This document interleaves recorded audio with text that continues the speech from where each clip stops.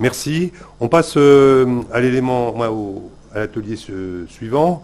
On a vu le projet et la concertation, on a vu l'observation, comment mieux connaître, mais tout ça agit avec quels moyens? Donc je vais demander aux témoins suivants de venir me rejoindre. Véronique Connor, chef de service de la vie associative à la Maison des associations de Dijon. Alexandre Bailly, responsable du service des relations avec la vie associative à la MDA de Montreuil. Raphaël Mandin, responsable de la vie associative de la régie technique. Et Émilie Régent, en charge de l'accueil des réservations de salles de la MDA de la ville de Saint-Nazaire, tous les deux. Et il y a Élodie Fievet, excusez-moi, en plus, qui est de Dijon. Donc, voilà. Très bien, et en fait, oui, parce que du coup, vous voyez, même si c'est grandement préparé, ce type de journée, voilà, on cale encore les dernières interventions. Émilie Régent ne sera pas en tribune de la ville de Saint-Nazaire, mais restera en salle et pourra interagir avec Raphaël Mandin. Merci. Alors, on va commencer par Véronique. Véronique, est-ce que tu peux nous présenter le travail qui est réalisé sur Dijon autour des moyens de la Maison des associations? Oui. Alors, je sais pas par quel... Bonjour à tous et à toutes. Donc voilà, Véronique Connor, responsable de la vie associative à la ville de Dijon. Donc je vais vous parler des moyens techniques, en particulier des locaux, puisqu'on a vu que c'était un sujet assez intéressant, assez commun à tout le monde.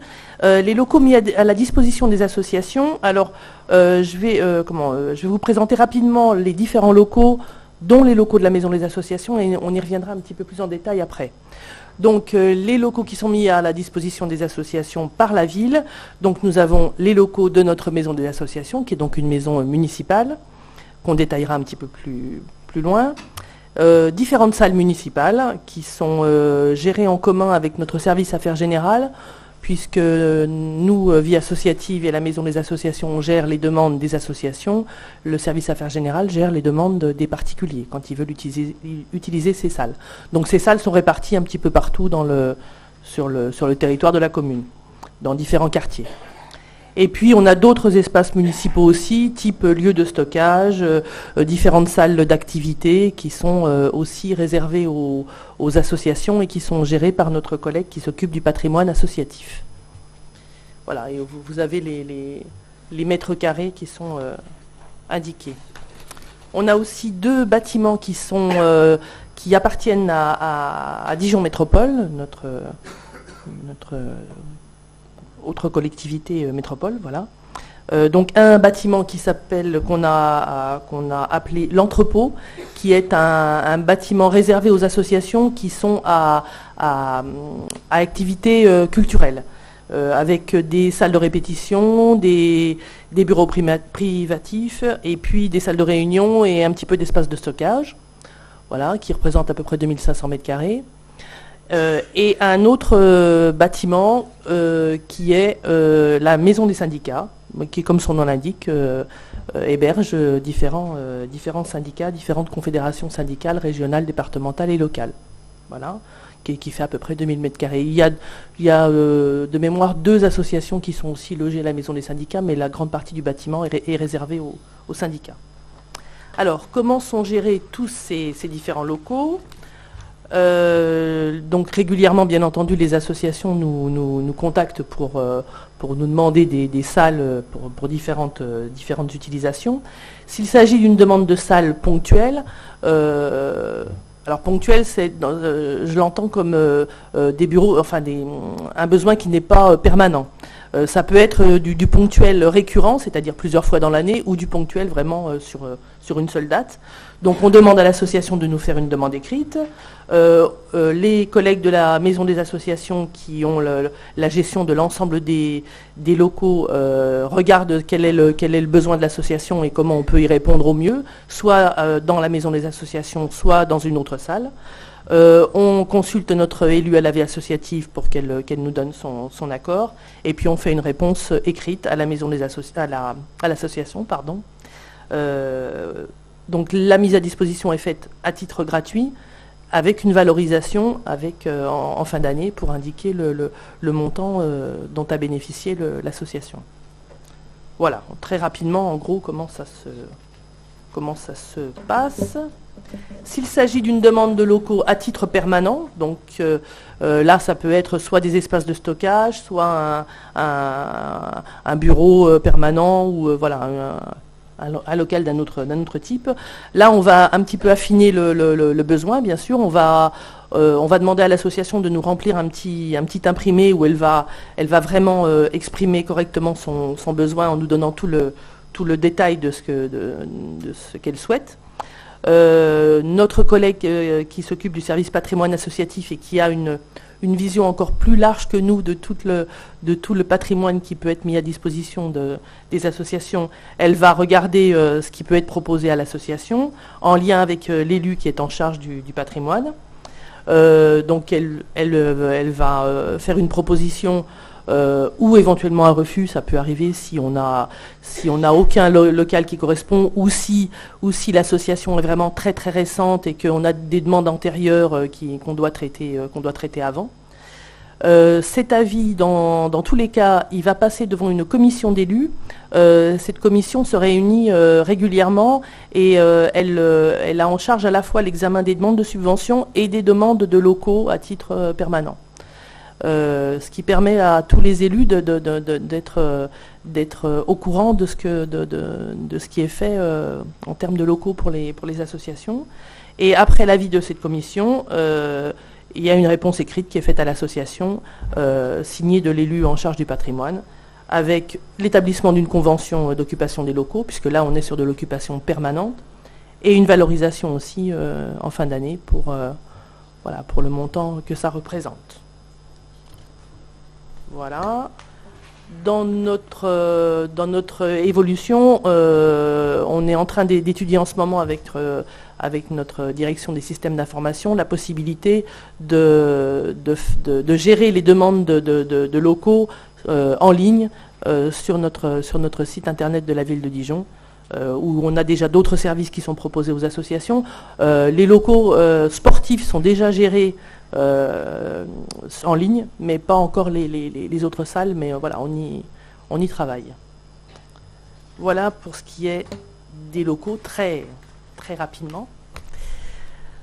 Un petit focus sur les moyens humains. Alors là, je reviens plus sur le fonctionnement de la maison des associations proprement dite, et des moyens humains qui sont mis à disposition de la maison des associations, qui est donc, je le rappelle, une maison des associations municipale. Donc les agents sont des agents municipaux. Donc actuellement, pour faire fonctionner cette maison des associations, nous avons l'équivalent de 5,6 ETP. Alors, dans ce nombre d'ETP, nous avons donc 4 agents qui sont à la fois à l'accueil et sur des missions administratives, une directrice, donc Elodie, qui vous parlera tout à l'heure, et l'équivalent de 0,60 ETP qui représente le temps de travail de notre collègue en charge du patrimoine, le temps de travail qu'elle consacre au patrimoine associatif. Voilà. Alors, comment ces moyens humains sont organisés? Comme dans beaucoup de maisons des associations, on a la nécessité de concilier le temps de travail des agents avec une amplitude d'ouverture qui est assez large pour répondre aux besoins des associations. Notre maison des associations, elle est ouverte du lundi au vendredi de 9h à 21h et le samedi de 10h à 18h. Donc évidemment, et donc ces horaires d'ouverture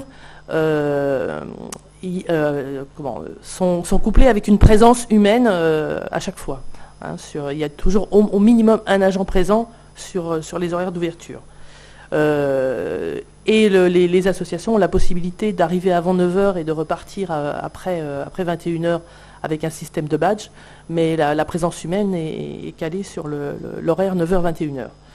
Donc pour arriver à couvrir cette amplitude horaire, on a établi des plannings. Il y a un roulement entre les différents agents, un roulement qui a été établi sur 3 semaines, avec des temps de travail répartis sur ces 3 semaines.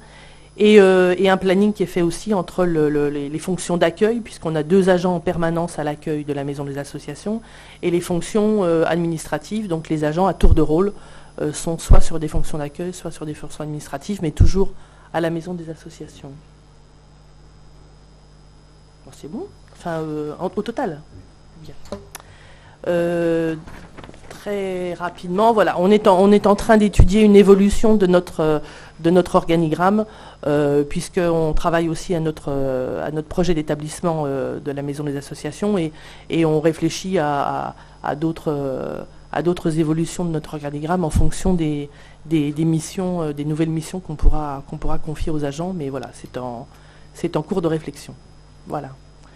Je vais passer la parole à Élodie, qui est donc la directrice de la Maison des Associations, qui va vous parler un petit peu plus précisément des locaux de la Maison des Associations.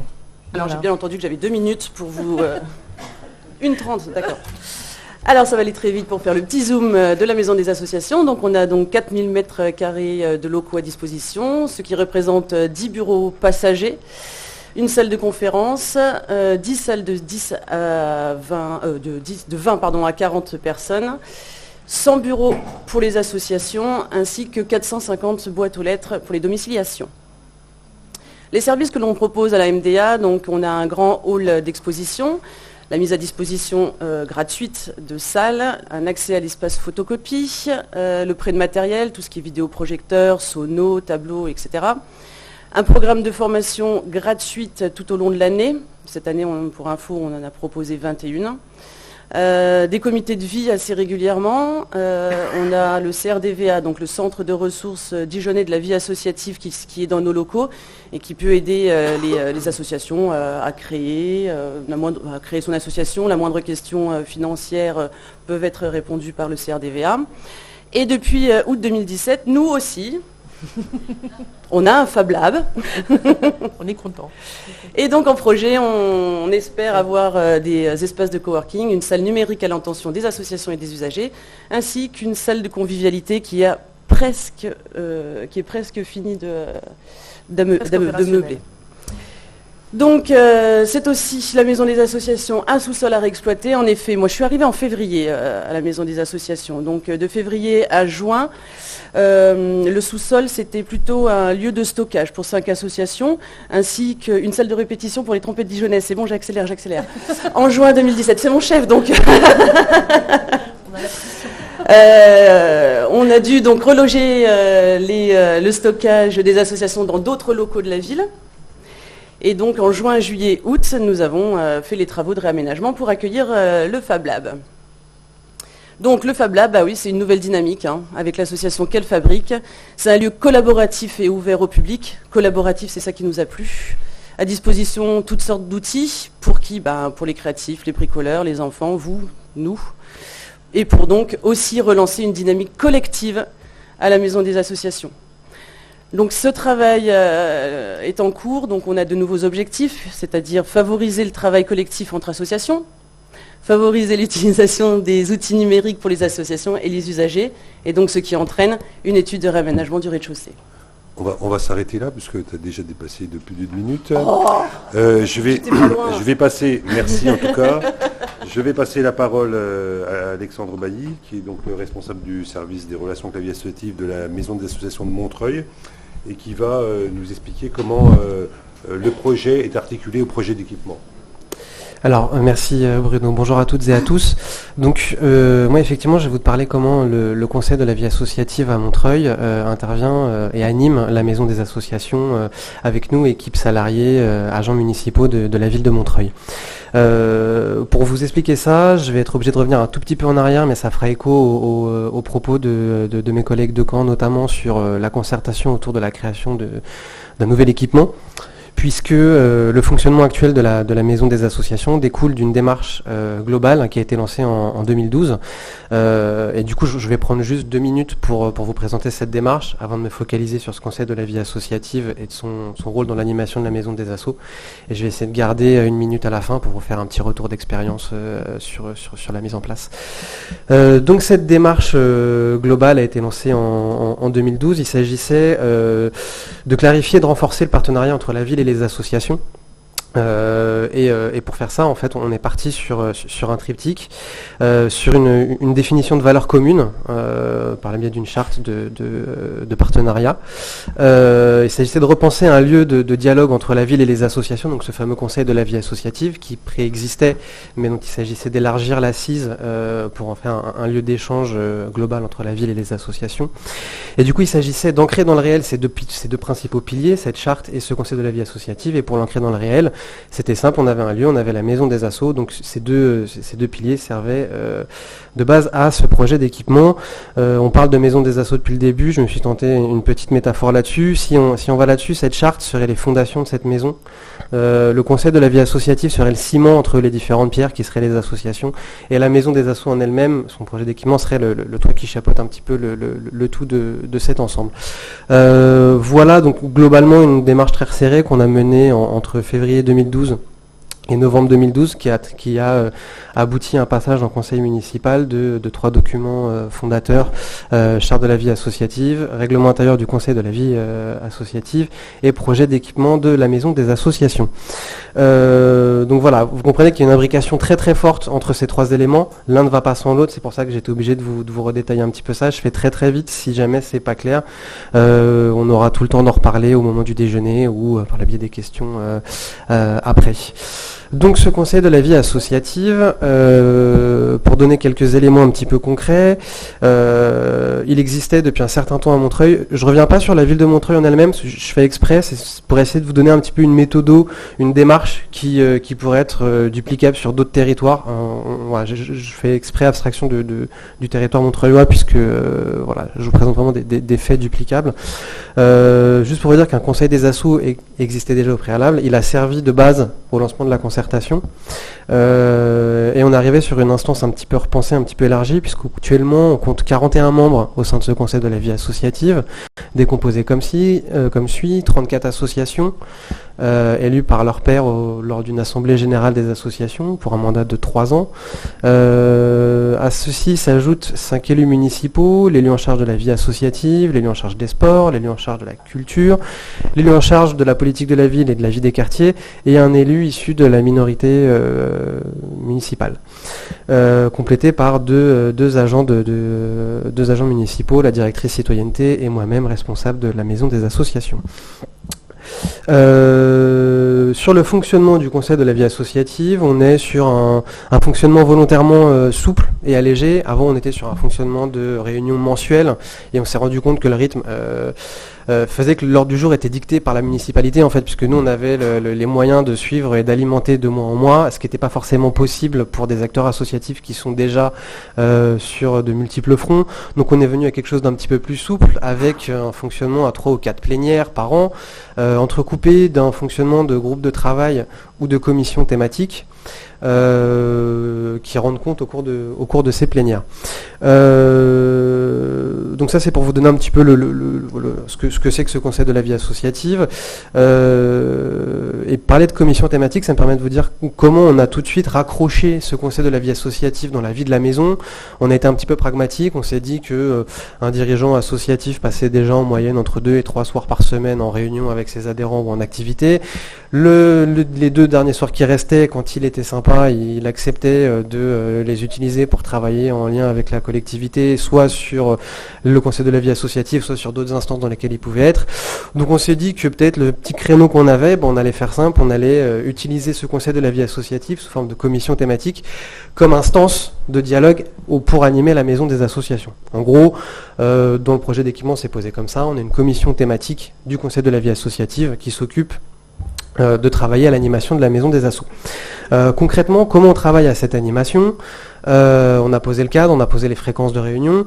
Ça passe par des choses assez simples. On a essayé de mettre tout de suite des choses assez concrètes sur lesquelles on pouvait amener du dialogue.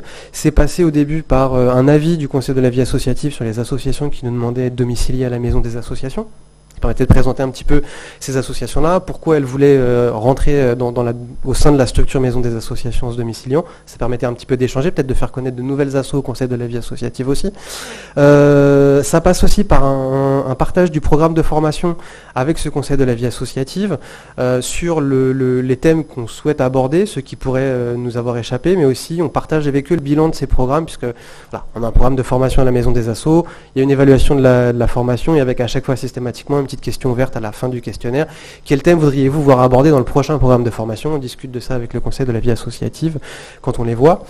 Le Conseil de la vie associative, et ça c'est intéressant, s'en est saisi eux-mêmes, ceux qui nous ont proposé ça, ils organisent une fois par mois des petits déj assos au sein de la maison des associations, soit en rapport avec une thématique, qui fait écho sur le moment, soit c'est une volonté à eux et on les accompagne, on leur fait venir des intervenants et signe qu'à mon avis on est sur quelque chose qui marche assez bien. Progressivement on s'est retiré de ces petits déj, ce qui fait que maintenant ils les animent eux-mêmes en autonomie au sein de la maison des associations. Il y a des agents qui sont là, mais l'équipe d'animation de la maison des assos n'est plus présente forcément sur ces petits déjeuners. On peut venir à la demande bien sûr, mais on n'est pas forcément présent. Deux autres éléments d'animation de la maison, de la vie de la maison avec le Conseil de la vie associative. On n'est plus sur la structure même, mais sur des éléments un peu forts. Ils co-organisent avec nous les deux grands temps de la vie associative montreuilloise. Merci. L'AG des assos, qui est donc un temps aussi important pour le Conseil de la vie associative, puisque c'est un temps de bilan de leur action, et tous les 3 ans, un temps de réélection de ses membres. Et du coup, là, on co-organise avec eux l'événement sur le fond, sur la forme. Et on va un peu plus loin sur la co-organisation. C'est sur notre forum de rentrée qu'on appelle la journée des assos montreuilloises.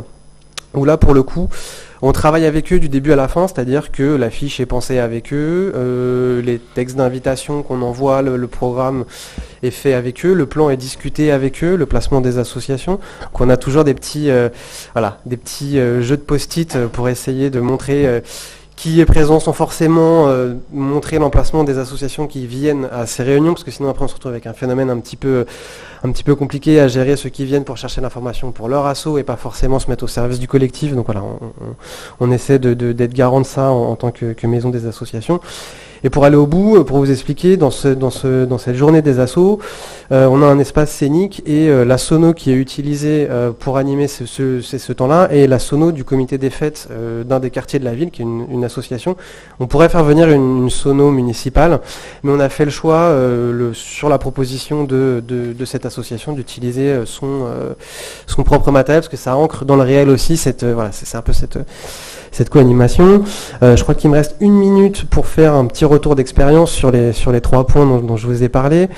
Très rapidement, je vous fais là un retour d'expérience sur la démarche globale et sur l'animation en tant que telle. Sur la charte, ça a été un bel outil parce que ça permet vraiment d'avoir un dialogue et un langage commun entre les associations et la ville pour discuter, se mettre d'accord sur ce dont on parlait.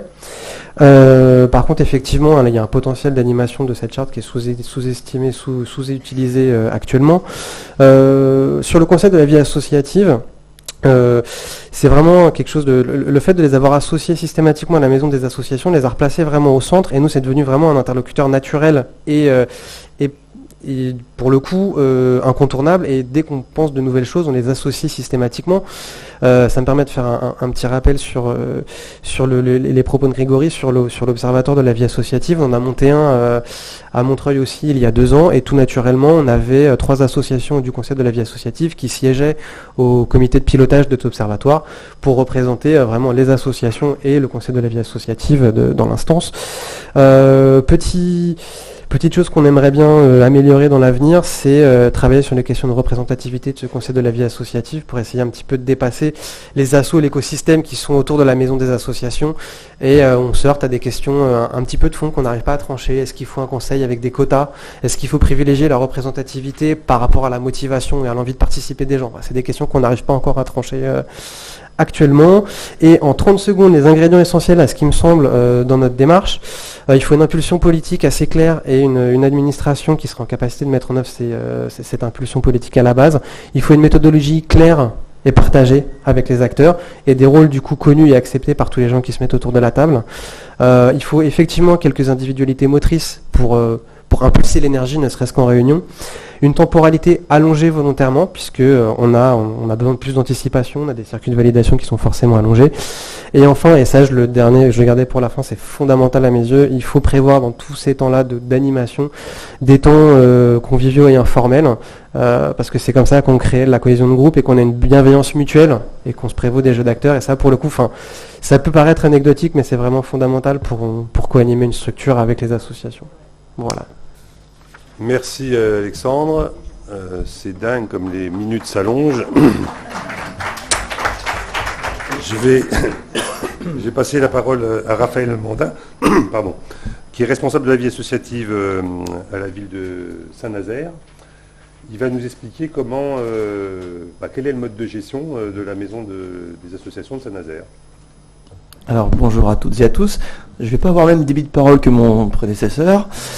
Comme je suis le dernier, je vais essayer d'être efficace pour ne pas trop vous ennuyer et je vais rectifier un petit peu mon propos puisque il s'agit, moi je vais plutôt vous parler un peu de l'histoire, de vous montrer comment la ville de Saint-Nazaire est arrivée à sa maison des associations et quelles sont les évolutions et quelques écueils qu'elle a pu subir au cours de sa transformation. C'est plus autour de ça.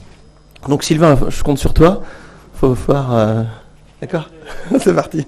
Donc déjà la première chose, je me représente Raphaël Mandin, je suis responsable d'un service vie associative et régie technique. Et donc j'ai en gestion parmi plein d'autres choses la maison des associations actuelle de Saint-Nazaire qui s'appelle Agora 1901. Et rapidement les quelques chiffres, je ne vais pas tous les citer, mais c'est une maison qui date de 2005 et qui comporte à peu près 2814 mètres carrés. Voilà.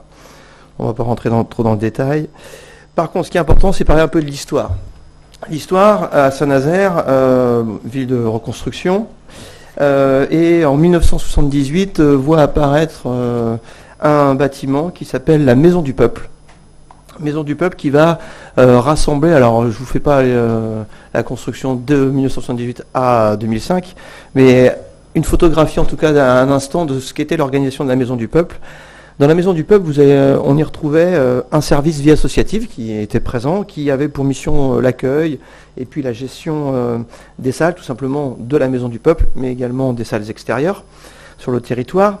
À l'intérieur de cette Maison du Peuple, on en retrouvait plein d'autres choses, puisqu'on avait une salle de spectacle, des salles de réunion, une salle polyvalente à destination plus des associations, des syndicats, des associations résidentes qui étaient positionnées suite à la reconstruction, beaucoup tournées autour du droit, de défense des droits, des défenses de droits, alors consommateurs, des femmes, des handicapés, etc. Donc beaucoup de ça. Et puis une association un peu plus particulière qui était alors Saint-Nazaire Association, qui a évolué dans l'histoire, mais le dernier nom qu'elle porte, c'est Saint-Nazaire Association, qui elle avait une mission un peu plus de promotion de la vie associative, l'aide, l'accompagnement au projet. Et donc cette association notamment avait aussi la gestion d'un certain nombre de moyens qui étaient des moyens matériels, des moyens d'imprimerie et qui créaient également un lien sur le territoire avec une revue périodique qui présentait les différentes activités des associations plutôt culturelles. Donc voilà, donc ça c'était de 1978 à 2005, on est arrivé là, et puis un jour il y a eu un projet urbain qui est apparu à Saint-Nazaire, et là on a décidé de créer une maison des associations, donc de dire on transpose un certain nombre de choses, et là c'était plus avant tout un projet urbain qu'un projet collectif, je dirais social ou sociétal, c'est-à-dire qu'est-ce qu'on veut faire d'une maison d'association. Non, là c'était plutôt de dire on veut faire partir les gens parce qu'on a besoin de récupérer des locaux, on va recréer des locaux, on va remettre des gens, ceux qui étaient, et on va les poser dedans. Donc c'est pour ça qu'en 2005, qu'est-ce qui se passe, une maison des associations qui arrive et dans laquelle on va retrouver à peu près les mêmes acteurs, vous voyez, à part, si Sylvain tu fais un petit clic, la disparition des syndicats, puisque les syndicats, eux, ont été, je ne vais pas dire exclus, ils ont gardé une maison des syndicats. Ensuite, on a... pardon, Sylvain, si tu peux enchaîner, parce que on n'a pas répété. La salle de spectacle était présente dans la Maison du Peuple, pareil, on décide d'en faire autre chose, et donc il y a une création d'un théâtre. Donc voilà, on commence à sortir un petit peu les acteurs. On enchaîne. Donc au cours de la vie de la Maison des Associations, il a été décidé par décision politique, sans doute une idée qui pouvait avoir du sens en tout cas, c'était de rassembler sous une direction unique la gestion de cette maison des associations. C'est-à-dire qu'on a positionné un directeur qui a pris la gestion à la fois d'un service municipal et également de la direction de l'association Saint-Nazaire Association qui, elle, œuvrait pour les projets. Ce qui permettait d'avoir une maison d'association qui proposait à la fois des moyens, mais aussi de l'accompagnement. Ça n'a pas duré très très longtemps. Le directeur étant issu du monde associatif, effectivement, il y avait surtout un attrait pour le développement de l'accompagnement des associations. Et c'est surtout, il y a eu de la perte de visibilité, en tout cas pour les élus, de la présence de la ville sur le territoire et de ce qu'elle pouvait offrir aux associations et aux usagers. Et donc, en 2010, voilà, sa vie. Et en 2017, on arrive à un schéma qui est celui d'aujourd'hui, qui est en fait un service ville qui reprend la main en termes de gestion de l'outil et qui développe également un certain nombre de prestations, puisqu'on est passé simplement de l'accueil et de la gestion de moyens, on va dire, de salles, à également un accompagnement technique autour de l'organisation des événements, puisqu'on a un secteur associatif qui est très mobilisé et très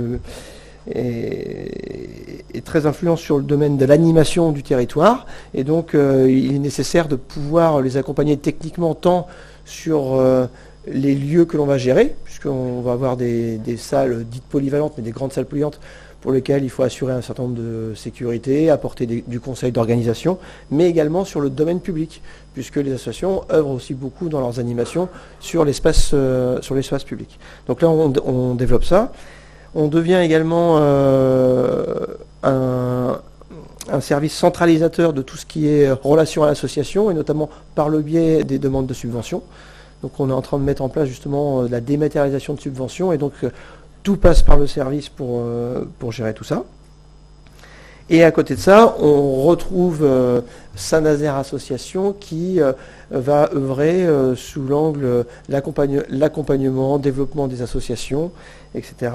Avec un contrat, une convention d'objectifs entre la ville et Saint-Nazaire qui vient d'être revisitée pour repositionner bien les missions et qu'il n'y ait pas, je dirais, d'ambiguïté sur le champ d'intervention de chacun.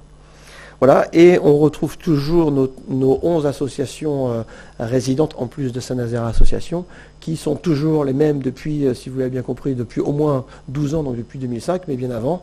Et donc, ce qui, je ne dis pas pose un problème, mais qui peut interroger aujourd'hui, surtout quand on entend un petit peu tout ce qui a été présenté par mes collègues avant, je pense à Caen, Rennes, etc., où on voit bien que aujourd'hui, il ne faut pas qu'on travaille que simplement sur un outil matériel, mais également sur un projet d'animation de vie. Et en posant juste des associations dans un bâtiment, ça ne suffit pas. Il faut pouvoir développer un certain nombre de choses. Sauf qu'entre-temps, la maison des associations a évolué. Nous avions une belle salle polyvalente. Eh bien, des choix politiques ont fait que cette salle polyvalente à destination des associations a été transformée en un cinéma d'art et d'essai. Donc voilà, pour dire que les maisons, ça vit au gré des décisions aussi politiques, etc. Donc c'est pas forcément simple aussi à faire comprendre au monde associatif. Et puis, on a eu pas mal aussi, si tu peux enchaîner, donc de transferts Saint-Nazaire Association qui gérait du matériel, comme s'étant repositionné sur de l'accompagnement, à transférer donc la mission gestion de matériel, sonorisation, etc., à la collectivité, qui est traitée par des services spécialisés chez nous. Pareil, Saint-Nazaire Association a vu son imprimerie, voilà, Sylvain, s'il te plaît, hop, voilà. Donc ils sont vraiment recentrés sur de l'accompagnement, et il ne reste, alors c'est pas que ça, mais en termes d'outils de communication un peu qui fédère les associations, la revue périodique qui s'appelle Estuaire. Voilà sur un petit peu les évolutions. Donc j'ai voulu vous montrer un petit peu un certain nombre d'évolutions. Vous voyez, on a des projets, on transfère des choses sans se poser des fois trop de questions. Puis on va vers un projet qui évolue et à l'ère, je dirais, du numérique et puis aussi des envies de nos élus. Il y a des perspectives qui s'offrent à nous et avec des objectifs qui nous ont été fixés, notamment affirmer la présence de la ville au sein d'une maison d'association, puisque les élus veulent que ce soit une maison donc, municipale pour les associations. Donc il faut bien reclarifier ce que je disais, les rôles de chacun, identifier les multitudes de différents acteurs, ce qui n'est pas forcément évident.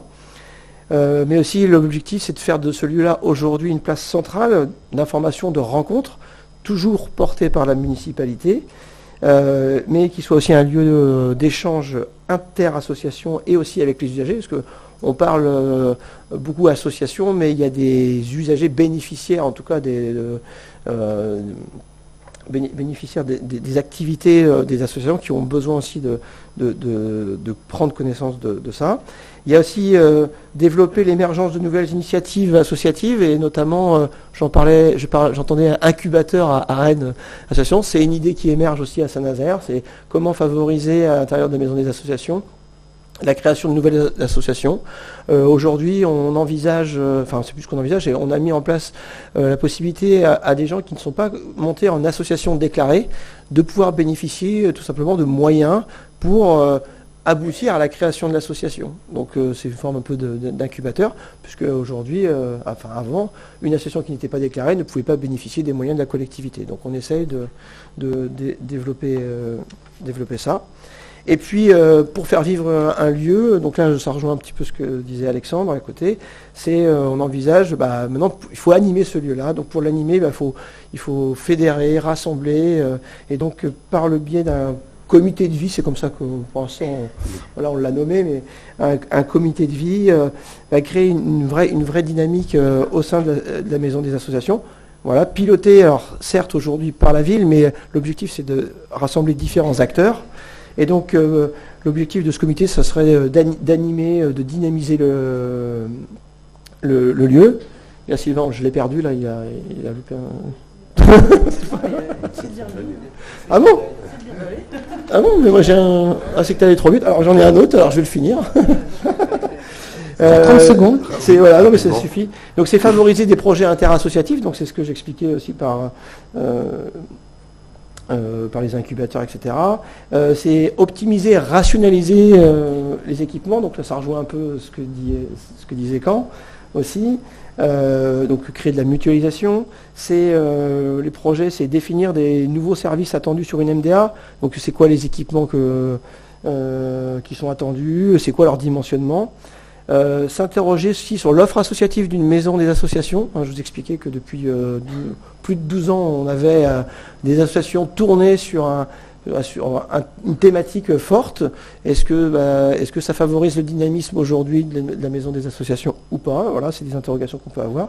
Et puis comment élaborer des règlements de vie ou des conventions alliant justement à un moment donné des droits et des devoirs justement d'associations notamment qui peuvent être résidentes, parce que c'est bien d'avoir des locaux mis à disposition, mais si c'est juste pour être dans les locaux et pas pas apporter un dynamisme, etc. Voilà un petit peu le propos que je voulais tenir. Merci de votre attention en tout cas. Merci à vous quatre. On peut peut-être les applaudir parce que l'exercice n'est pas facile. Et la parole est à... Effectivement, c'était un vrai challenge. Merci Bruno. C'était un vrai challenge parce qu'en fait, vous êtes pour l'instant la table la plus nombreuse et en fait, vous êtes la table qui a permis de rattraper le retard qu'on avait. Donc vous êtes les grands gagnants de l'affaire. En même temps, on peut imaginer, parce que là, on rentre sur des questions plus pratico-pratiques, les modalités d'animation, les modalités de gestion, etc. Et en fait, moi je vais juste reprendre des mots là, mais pour lancer le champ de questions, des mots qu'on a pu entendre, ça renvoie à l'évolution des projets de maison, mais ça renvoie à l'histoire. On voit bien, là vous êtes 3 représentants de maisons publiques, maisons municipales. Après, on a tendance à dire, dans le réseau, il y a autant de modèles de maisons qu'il y a de maisons, tout simplement. Il n'y en a pas une qui va ressembler à l'autre. La question de la co-construction, co-organisée, Le rôle et la place de chacun, la question du langage commun, la question du comité de vie, la place des conseils locaux, la place du projet de vie, de la structure, etc. Donc à travers des moyens techniques, on aborde en fait des questions un peu fondamentales sur comment une collectivité, en l'occurrence dans vos cas réciproques, puisque 3 collectivités à la base, donc vous êtes les initiateurs et les porteurs des projets de structure, comment vous arrivez les uns les autres à travailler avec le secteur associatif, et je pense qu'on a eu 3 belles illustrations.